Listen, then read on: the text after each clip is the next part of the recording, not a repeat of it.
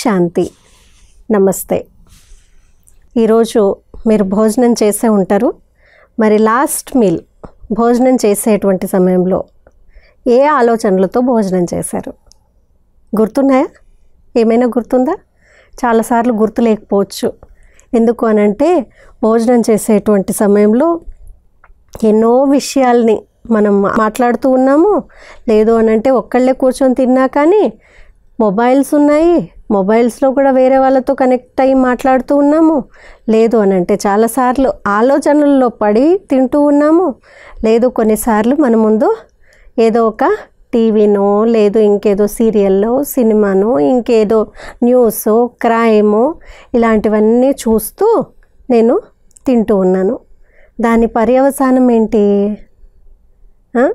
ఎలాంటి భోజనమో అలాంటి మనస్సు తయారవుతుంది. అంటే నేను భోజనాన్ని గ్రహిస్తూ దాంతోపాటు ఈ నెగటివ్ ఎమోషన్స్ ఏవైతే ఉన్నాయో ఆ ఎమోషన్స్ని కూడా నేను గ్రహిస్తూ ఉన్నాను.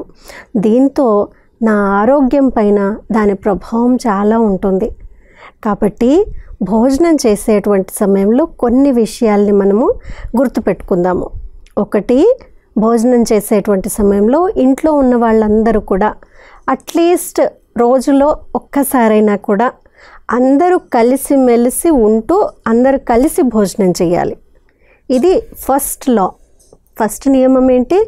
ఇంట్లో వాళ్ళందరూ కలిపి కూర్చొని ఒకే టేబుల్ పైన లేదు కింద కూర్చొని అయినా కానీ కలిసి భోజనం చేయాలి. అట్లీస్ట్ 3 పూట్ల కాకపోయినా కానీ ఒక పూటైనా అందరూ కలిపి భోజనం చేయాలి. The family eats together lives together అని అన్నారు. అంటే ఎవరైతే కలిపి తింటారో వాళ్ళు కలిపి జీవిస్తారు అని అంటారనమాట. రెండో విషయము, భోజనం చేసేటువంటి సమయంలో ఎంత వీలైతే అంత నెగటివ్ని మాట్లాడకుండా లేదు చెడుని మాట్లాడకుండా గడిచిపోయినటువంటి విషయాల్ని దుఃఖపెట్టే విషయాల్ని మాట్లాడకుండా సంతోషకరమైనటువంటి వార్తలు లేదు ఆనందాన్ని ఇచ్చేటువంటి విషయాలు అంటే నెగటివ్ టచ్ లేనటువంటి విషయాల్ని మాట్లాడుతూ తినొచ్చు. ఒకవేళ సైలెంట్గా తినగలిగితే అంతకంటే మంచిది ఇంకేం లేదు. సో ఒకటైతే కలిపి తినాలి అందరూ. రెండోది, చెడు విషయాల్ని మాట్లాడకుండా సంతోషపరిచేటువంటి మాటలు ఆనందాన్ని ఇచ్చేటువంటి మాటలు మాట్లాడుతూ తినాలి.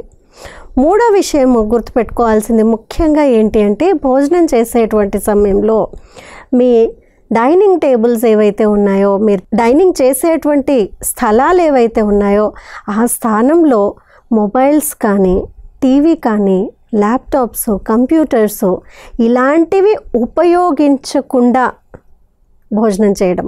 అంటే స్క్రీన్ ఫ్రీ జోన్ వీలవుతుందా?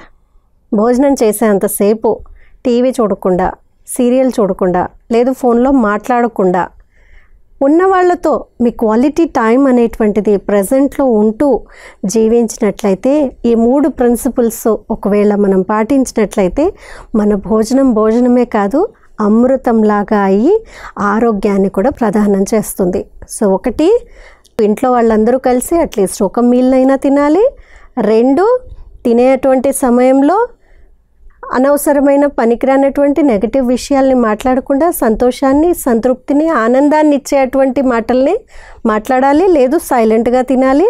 మూడో విషయము, your dining table should be screen free zone.